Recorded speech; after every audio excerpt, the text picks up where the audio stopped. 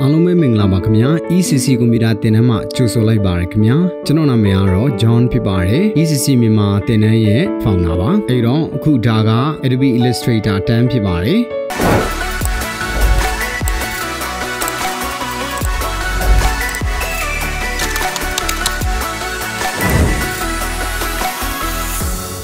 များသောအားဖြင့် Adobe Illustrator ကိုသုံးမှုတဲ့သူရှိတယ်လို့မသုံးမှုတဲ့သူတွေလည်းရှိမှာဖြစ်ပါတယ်။ခုမှစလေ့လာမဲ့သူတွေအတွက်ပေါ့နော်။အခြေခံကနေစပြီးတော့မှ advanced level ထိဆရာသင်ကြားပေးသွားမှာပဲဖြစ်ပါတယ်။ပထမအဆုံးအနေနဲ့ Adobe Illustrator အကြောင်းလေးနည်းနည်းပါးပါး introduction လေးပြောကြည့်အောင်။ Adobe Illustrator ကိုအတူကောက်အနေနဲ့ခေါ်ရင်တော့ AI ပေါ့နော်။ line တွေနဲ့ shape တွေနဲ့ဖွဲ့စည်းထားတာဖြစ်တဲ့အတွက်တလက်မလောက်ဆွဲထားတဲ့ design ကိုဆရာတို့အနေနဲ့ zoom ဆွဲလိုက်ရင်လုံးဝ quality ကျမှာမဟုတ်ဘူး။ဒါကိုသိဖို့လိုတယ်။အဲ့တော့ဆွမ်းနာလို့ Adobe Illustrator ကိုလေ့လာမယ်ဆိုရင်တော့အားနည်းလို့လေ့လာတာပဲဖြစ်စေ professional level ရောက်ဖို့လေ့လာသည်ပဲဖြစ်စေဆရာတို့ဒီသင်တန်းကအကောင်းဆုံးလုံးဝ professional skill ထိရောက်နိုင်အောင်သင်ပေးသွားမှာပဲဖြစ်ပါတယ်။များသောအားဖြင့် AI ကခက်တယ်လို့ထင်ကြတယ်။တကယ်တမ်းက Photoshop ထဲပို့ပြီးတော့မှလွယ်ပါတယ်။အင်မတန်လွယ်ပါတယ်။ဓာတ်ပုံပြင်တာကလွယ်ပြီးကြံတာအားလုံးဖန်တီးလို့ရတယ်။ဟုတ်ပြီ။ပထမဆုံးအနေနဲ့ Adobe Illustrator အကြောင်းကို introduction လေးနည်းနည်းဝင်ကြည့်အောင်။ဆရာတို့သင်တန်းမှာက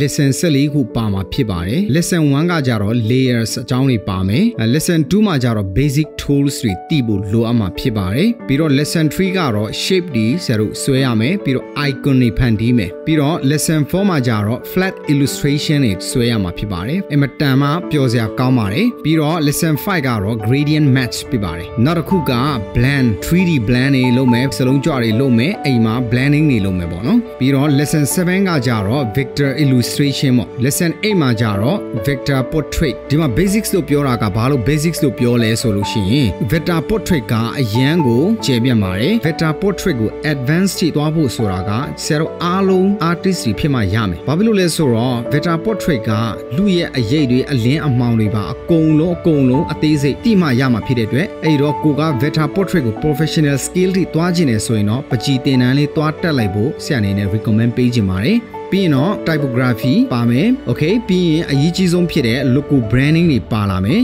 ပြီးရင် AD design တွေပေါ့နော်ပြီးတော့ရင်တော့ packaging design တွေလည်းပါလာမယ်ပြီးရင် save and export ပြီးရင်ပြန်လေ့ကျင့်ဖို့အတွက် project ဆိုတော့စုစုပေါင်း14ခုနဲ့ဖွဲ့စည်းထားပါတယ် AID vector type ဖြစ်တဲ့အတွက်ကြောင့်မလို့ design တွေ icon တွေကျန်တာအားလုံးဓာတ်ပုံကလွဲရင်ကျန်တာအားလုံးဆွဲလို့အကုန်ကောင်းတယ်အကုန်လို့ဖန်တီးလို့ရတယ်ဟုတ်ပြီဒါကတကယ် introduction ဖြစ်ပါတယ် okay အဲ့တော့ပြင်ဆင်ထားတဲ့နာလေးတွေကတော့တင်နန်းသားတွေရဲ့စက်ပိုင်းဆိုင်ရာလေးတွေဖြစ်ပါတယ်စက်ပိုင်းဆိုင်ရာမှာတော့ကွန်ပျူတာ laptop ပဲဖြစ်ဖြစ်ဘာပဲသုံးပေါ့နော် i3 လောက်သုံးမှပဲရမှာဖြစ်ပါတယ် generation ကနည်းနည်းမြင့်တဲ့အပိုင်းလေးတွေသုံးမှရမှာဖြစ်ပါတယ်ဥပမာ7 generation လောက်ဖြစ်တင်ပါတယ်သူ့ထက်နှိမ့်ရင်တော့နည်းနည်းတော့ shock ဖြစ်သွားနိုင်ပါတယ်ဘာကြောင့်လဲဆိုတော့ဒီမှာ blend တွေပါလာမယ် 3D တွေပါလာလိမ့်မယ်အဲ့ပိုင်းတွေလုတ်တဲ့အခါမှာစက်နှိမ့်ရင်တော့နည်းနည်းလေးပြဿနာလေးရှိနိုင်မှာဆိုလို့ပါဆိုတော့ Illustrator နဲ့ပတ်သက်ပြီးကုစက်ထဲမှာ install လုပ်ထားပါမယ်တင်နန်းသားတွေအနေနဲ့စက်ထဲမှာ2022ကိုလည်းတွန်းထားလို့ရပါတယ်ဒီသင်တန်းအတွက်ကတော့ standard အနေနဲ့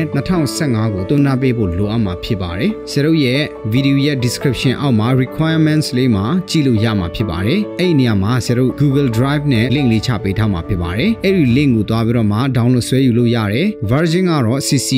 2015ကနေစပြီးတော့မှ2022ထိပေါ့နော်ဆရာတို့ထားပေးမှာဖြစ်ပါတယ်ကို့အဆက်အနေထားပုံမူတည်ပြီးတော့မှ download ဆွဲထားပေးပါတကယ်လို့အဆင်မပြေတာလေးတွေရှိရင် page messenger လေးထဲမှာချိန်မရွေးလာပြောလို့ရပါတယ်ဟုတ်ပြီဆရာတို့အဲ့ဒီစက်ပိုင်းဆိုင်ရာလေးတွေရဲ့တည်စရာလေးတွေအားလုံးပြင်ဆင်လို့ပြီးသွားပြီဆိုရင်တော့ဆရာတို့နောက်ထပ်သင်ခန်းစာလေးတွေမှာထပ်ပြီးတော့မှစုံကြမယ်အားလုံးတာယာတဲ့နေ့ရက်လေးကိုပိုင်ဆိုင်နိုင်ပါစေခင်ဗျာ